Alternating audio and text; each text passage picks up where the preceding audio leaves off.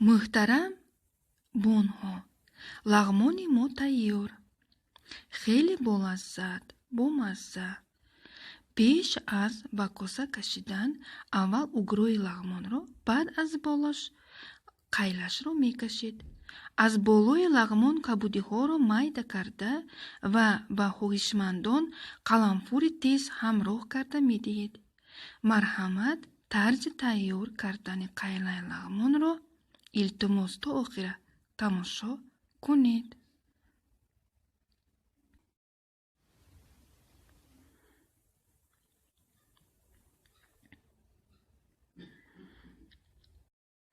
من این محصولات برای قیله روغن ما اساسا روغن پخته رو استعمال میکنیم گوشت 300 گرم من این فاصل یا که مشروم به زبان تاجیکی میگوین این رو ما خودمون مرینواد کردگیم و تماتی دستی 3 دانه قرنفل بلغاری 1 تا سبزی کلانتر و 1 تا پیاز کلان 2 دانه سیر پیاز ما گوشت رو میده میکنیم تونکتر بریده با درستر با شکل درستر کمتر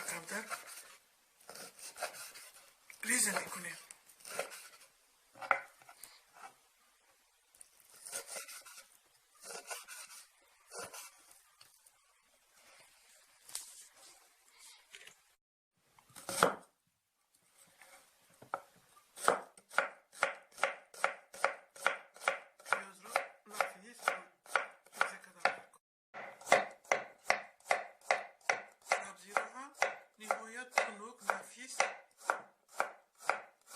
ریزه کردن لازم است.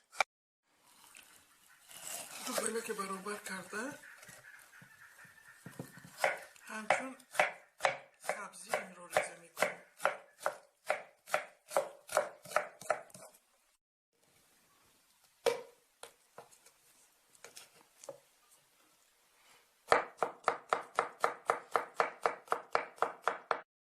کرمی پیکینی و ما این برگهایش لازم نیستن ما طرف سفیدش رو میگیریم این شیرین است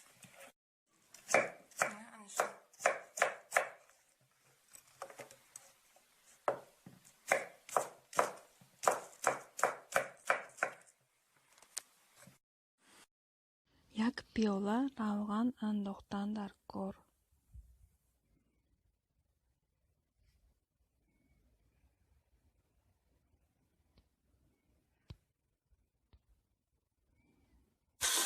محصولات ریزه کردگی رو با نوبت و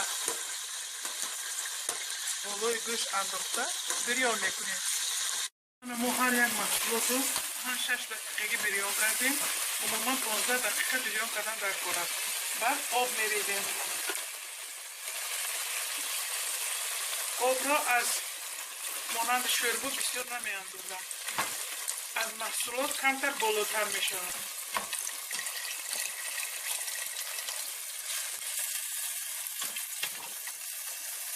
نمک برگ لور نمک میاندازیم.